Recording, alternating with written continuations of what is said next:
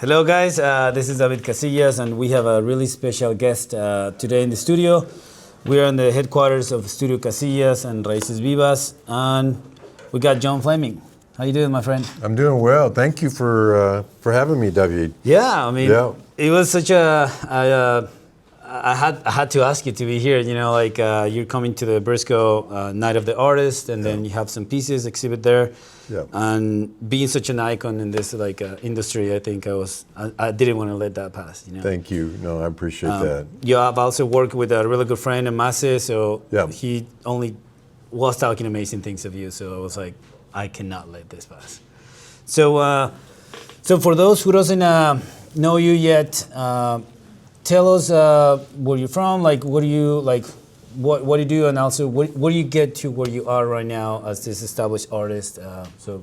Oh man, you packed a whole lot in that. Let me start, from the beginning. So, my wife and I live in Dallas, actually just north of Dallas, in a suburb called Richardson, and I grew up there. My wife is from Dallas. We've got kids and grandkids there within a 20-mile radius of us. Otherwise, we wouldn't be there. Yeah. Dallas, Fort Worth has just gotten too big. We would be out of there in some place that was, just from an aesthetic standpoint, more beautiful, maybe less populated.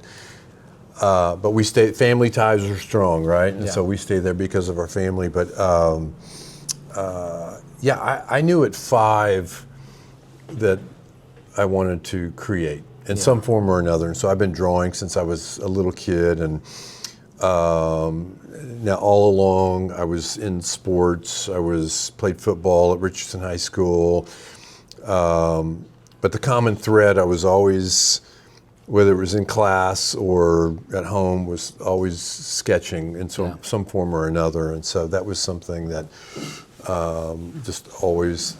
it's always just been there, and it's innate. There's part of my DNA, a big part of my DNA, that just has to create. It's like what you do. You have to create. You have to.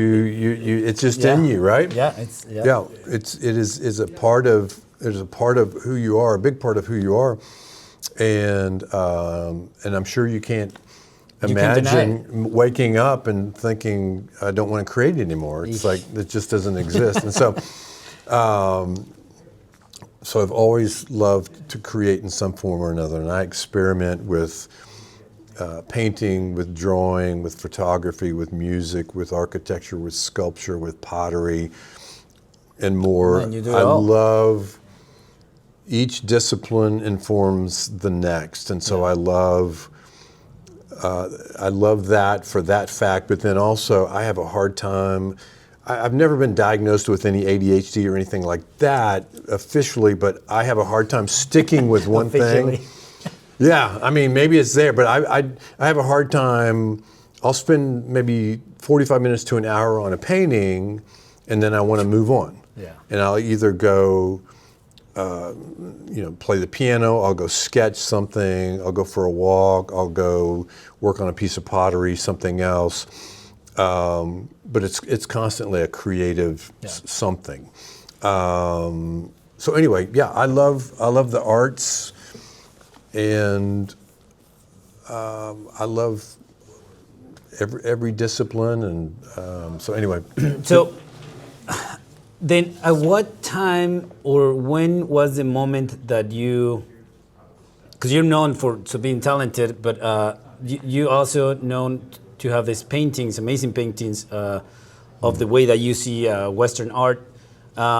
When was that shift that you decided to all of the kind of arts disciplines that you practice and do? Sure. When you started kind of saying like, all of that complements, but I do want to focus on this Western style. And I don't know, are you native Texas? You have roots with the Cowboys, but when was that shift that you decided to? No, that's great. So I had a branding and design studio for 25 years. Okay. And so I did branding for American Airlines and Neiman Marcus and Sony and FedEx and all these different companies. And so for 25 years, I was in the graphic design, branding, advertising world. And so I had my business for 25 years. So 7 or 8 years ago, I'd always wanted to move into full-time fine art. And so I did that 7 years ago, shut down the design studio, and started to experiment. And I had been painting prior to that. Like I'd been painting behind the scenes for years. And so, but more, well, I was going to say less seriously. It was still very serious. And I started to be acquired by different museums, galleries, different high-profile collectors. And so by the time I went full-time fine art, I already had a lot of equity built in the fine art world, which was great. So it was a risk going out, but it was a calculated risk. So I'd always loved and always had a fascination with the West, with the cowboy. My granddad was a rancher in southeast Kansas, and so spent lots of time on his ranch around cattle, watching those guys work. Even though I grew up as a suburban kid, because my parents moved away from Kansas when I was 5 and came to Texas, but those roots were really deep, not only with farming, but it was, blue collar workers of any kind, oil rig workers, roughnecks, blue collar. Welcome me, friends. I mean, the blue collar community that's how I grew up, and so we were not poor necessarily, but we were definitely lower middle class, and so we just did not have a lot. And I'm so appreciative of my heritage because I grew up with a great appreciation for the working man and the working woman. Okay. And a lot of my work has revolved around that. But with this cowboy idea, I came up with this idea probably in 2017 of modern cowboy. And I just started to create these very graphic, bold images of cowboys and cowgirls. And it's evolved, but it was definitely a departure from traditional Western art. Yeah. Because very bold and blocky and not traditional at all. And I thought, you know what? I love this look. I'm just going to keep going with it. And thankfully, it resonated with a lot of people. Yeah. And it still does. And again, I'm super thankful for that. But stylistically, I wanted to create something in the Western art world, the Western art genre, but that was stepping outside the box. Yeah. Now, there's certainly been guys like Ed Mell and other kind of more modernist Western painters, but I've not seen anybody push it this far. Mm-hmm. So it's thankfully, again, I'm grateful it's being recognized and people are. It's in museums and this show at the Briscoe, which I'm so honored to be a part of that show. But that started probably in earnest, probably about 7 years ago. Okay. Creating that. So then, from what I'm hearing, you also had this calculator training on how to present images. So your eye was trained how to make it interesting. If I'm deducting correct. So no doubt the design education that I had coming out of school, went to Southwest Texas State University, now Texas State in San Marcos. The design that I was doing was definitely informing what I was doing with the fine art because my design is very graphic, very bold. Yeah. And so I wanted to carry that over into the fine art. Mm-hmm. And so the translation has worked. Yeah. And, but to your point, yes, my design and designers, Saul Bass, Paul Rand, those kind of giants of design from the 1950s and the 60s, who were doing things very bold and very graphic, typographically and graphically. Definitely have influenced my work. and so my work is influenced by designers, it's influenced by fine artists, it's influenced by architecture, it's influenced by music, and it's just thrown in this big pot and stirred up, and this is what's come out. So. I love it. That's amazing. So, as a new, I guess, a spectator on the art shows, being able to make such an amazing friends, Sean Chavez, which is here in the Burisco as well, and a really good friend, and now you here, and then other friends, Ben Christensen. You start seeing then Mark Maggiore as well. You start seeing some of those names being the staples of the Western events and the artwork. So, as a, I guess, fan of the Western art, to see, and not only to be able to talk and to chat with you guys and to get to interview you, it's such an impressive thing, the humbleness of recognizing that, well, yeah, I had a profession before, but then my calling was there way before that, So to move into this and have this successful career that it keeps building up, and it might change, the style or not, but it seems that it's inspiring for others to, wow, like I did switch my life, in your case, to artwork later in my career, and all of that, like you said, and beautifully put, it was a pot that I just throw everything, and then this is my result, this is my art. And it's such an inspiring thing, because many people think that focus on only one thing.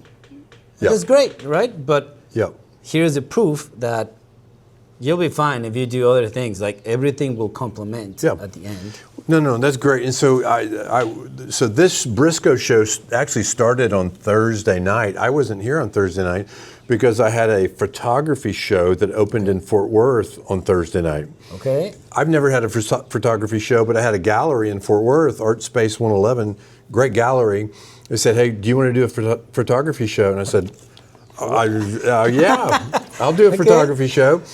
And I'm a big believer in side projects. And so I do photography, pottery, like I just mentioned a minute ago, a lot of different things, because you never know when that side project is going to become the project.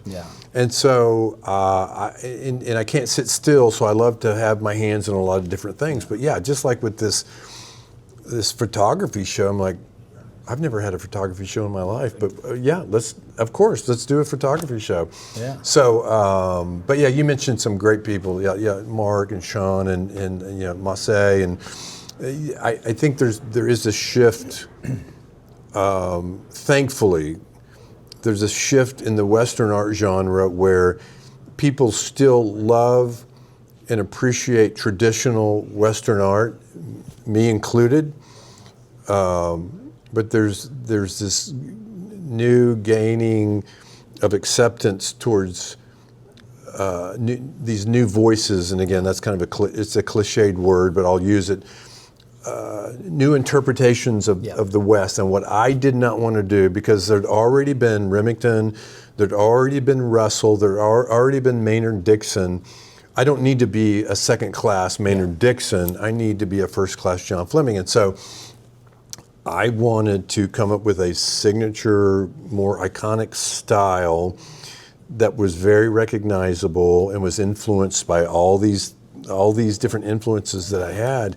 And I didn't want to ride the same horse. That horse has been ridden. I want to get a fresh horse and blaze a new trail with a new style. And it wasn't, by the traditionalist in the art world, it was not accepted in the beginning. So 7 years ago, it was not, the traditional art world did not warm up to it. Well, I mean, I think that goes hand by hand with this, like, I wouldn't call it moderate, but fast pace of changing everywhere in all industries. I mean, we're now switching to a new pattern way of living. So I think the whole community and the whole world is embracing new techniques, is embracing new ways of interpretation that, why not? You know? And just like you said, being as a Mexican, really probably, it's kind of a, like, gets a little like over polished. I call it that. Okay, the charros and the escaramuzas and all of this, and it's a great topic. Yeah. But it's also somebody that is doing a really good job. Other paintings out there, it's Sean and other people that they take that concept and adapt it to what they want. So it seems that you adapted the concept of, maybe I'm misreading this, but you adapted the concept of the American cowboy, North American cowboy, and give the twist, this Jon Flaming twist, that is like, that's the first breed. Yeah. And that's why you've established yourself and you positioned yourself, and this shows that it came calculated to have the patience to say, what is it that I want to bring to the table? Yeah, for sure. And again, I did not, just to reiterate, I did not want to be a second rate anybody else that had come before me, because they've already been them and they've already done that. I had no interest in that. I'm absolutely resting squarely on their shoulders. Yeah.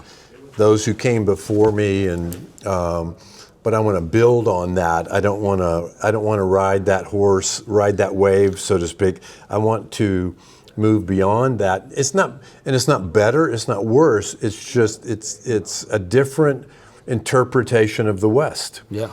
A different interpretation of the Western art genre, which I think, like any art genre, I think that's where you have your thinkers and pioneers and visionaries who say, hey, I don't want to just do the same thing over and over again. Yeah. Let's do something that still pays homage, a tip of the hat to the past, but we're moving forward stylistically, and that's what I'm wanting to do. So I want to ask you something. So first of all, I do want to compliment the tremendous amount of style that you have, like personal style. You have this unique style that is a reflection of who you are, and also comfortable, and you present yourself humble with this like a blue collar like style, but it's like not many people can pull that off, you know. So and you're having that unique presentation. Thanks.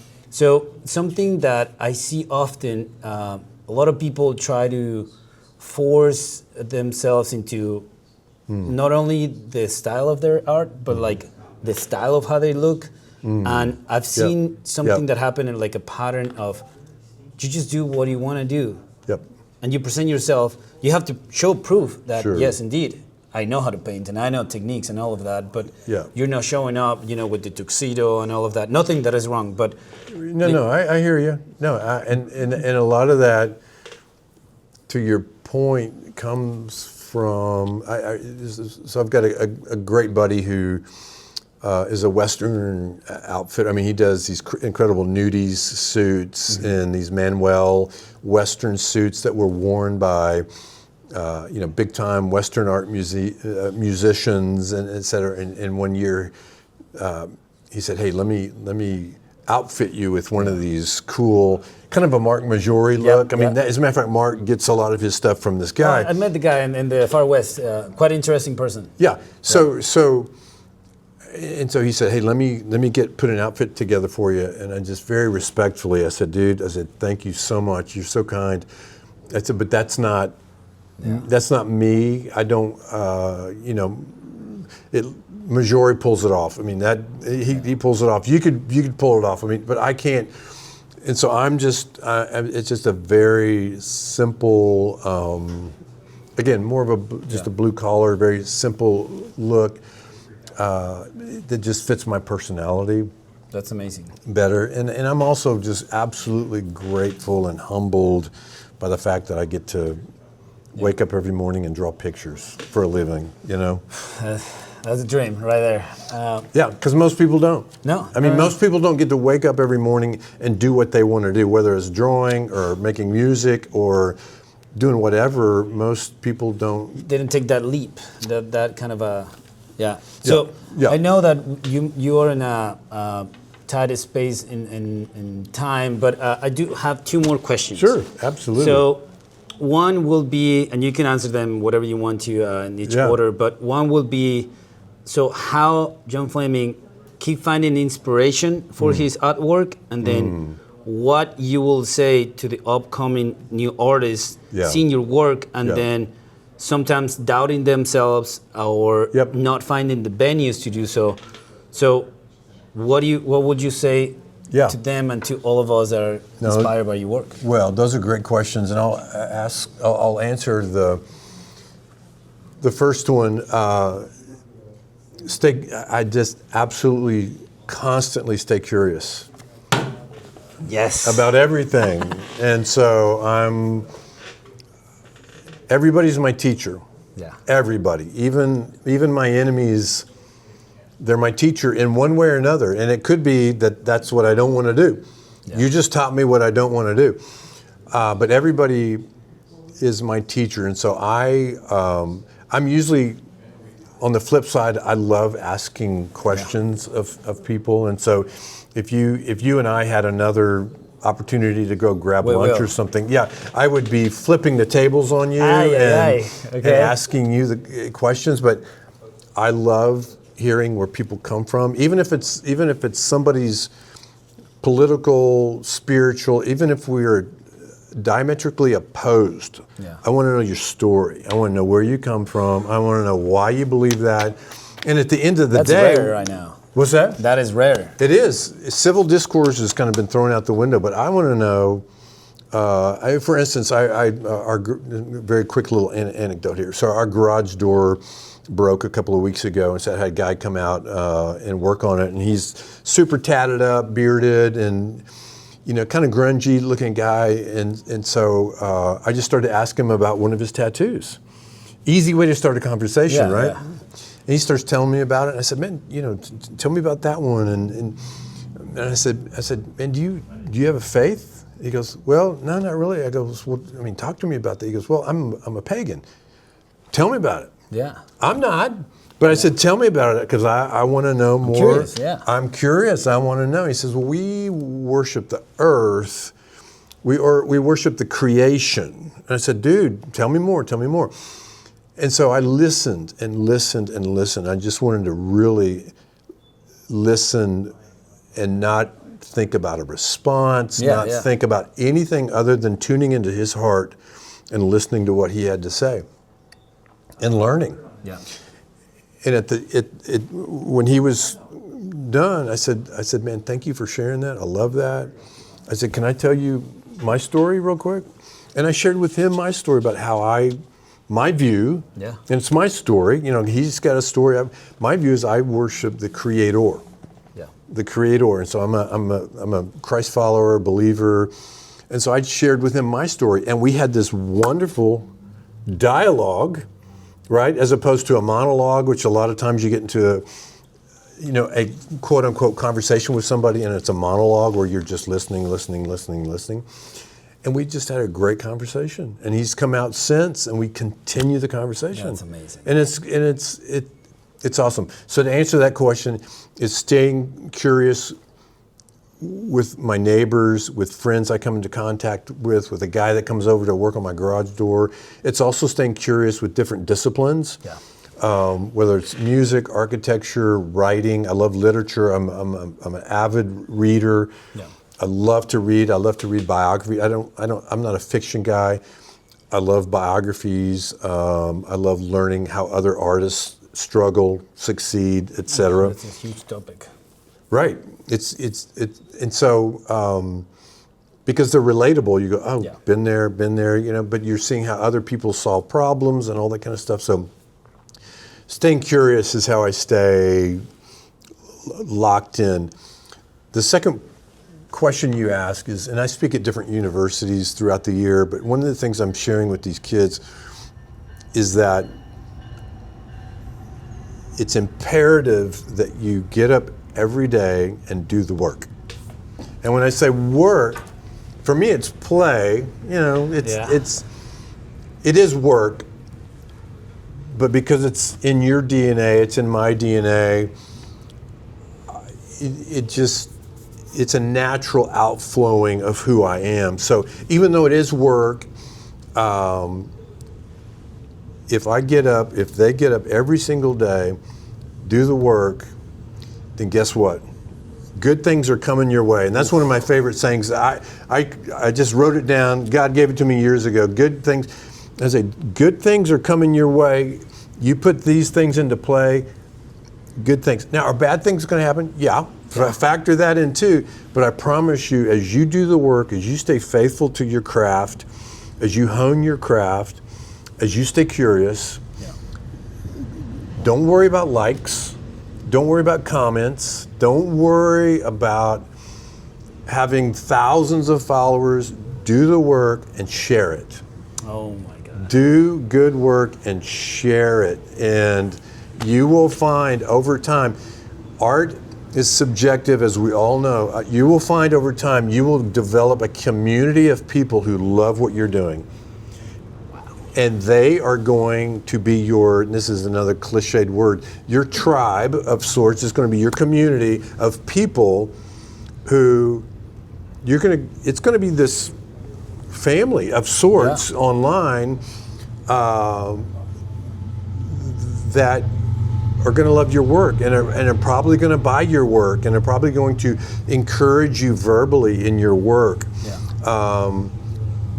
But it is just, it's doing it every single day in one form or another. Wow. And that's the separation between somebody who's truly an artist and somebody who treats it as a hobby. Yeah.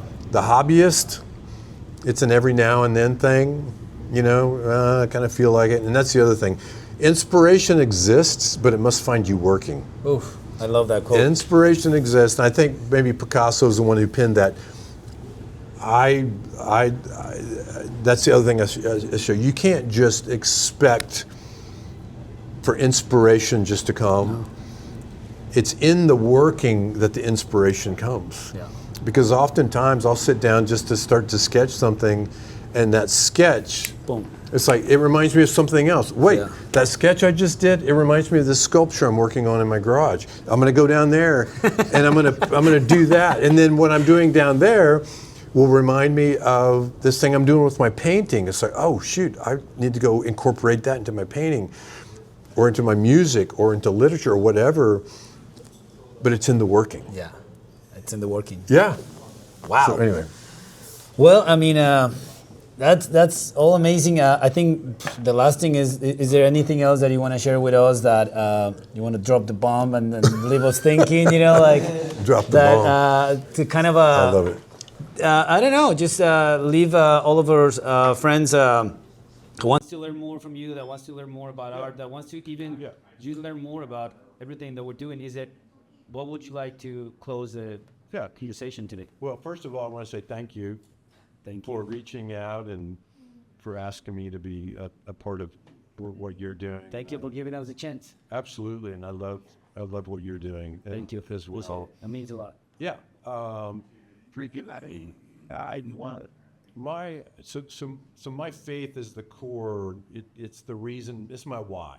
Everybody needs a why. We need a reason for what we do. I want to do something that's bigger than myself. And that's part of the reason I give my art away. In my constant conversation with the Lord, he just said, hey, give your art away. And that's why I leave these drops all over Texas. I'll leave art. I'll leave art in these small West Texas towns. And people, and I'll put it out on, I'll put it out on my phone, on Instagram, and I basically just says, you find it, you keep it. And so I'll set a piece of art on the courthouse steps in some tiny little West Texas town, and within 15 minutes, somebody will find it, and they'll post it. And I had no idea when I first did this. I don't know when it was. I was in the small West Texas town and had this cardboard sketch that I had done. And I nailed it to this abandoned building on the square. And I was kind of nervous at first because I was thinking, I wonder what the city is going to say. What they're going to say. And it's just a tiny little, I forget the name of the town, tiny little West Texas town. But this store was all boarded up. And so I got my cardboard out of my truck and I nailed it up. I took a picture of it and I posted it. And I said, you find it, you keep it. Within 15 minutes, this girl had come and taken her picture with it and posted it. And I'd already left town. I don't like to stick around to see. I'd already left for the next town. You Wherever leave I the was. treasures behind. Everybody loves a treasure hunt, Yeah. right? I don't care if it's finding Easter eggs or finding gold or whatever, but everybody loves to find treasure. And so that's really what it is. But I wanted to, it blesses me more than it blesses them, I think. But I love giving my art away and seeing how people respond to that. And it's blown up. I mean, people just consistently tell me, man, that's such a cool thing. And I'm going to drop a few more around here somewhere. Stay posted. Yeah, there's gonna be a So- treasure hunt in San Antonio. Yeah, I know it. That's So- amazing. Well, thank you so much for your time. Thank you for sharing who Jon Flaming is. Thank you, buddy. And, Yeah, I man. definitely look forward to have more conversations to For sure. visit in your hometown and as well to possibly make some more interactions that we can promote this better. Absolutely, dude. So thankful for you. Thank you so much. Yeah, you bet. Appreciate it. All right. Adios, amigos.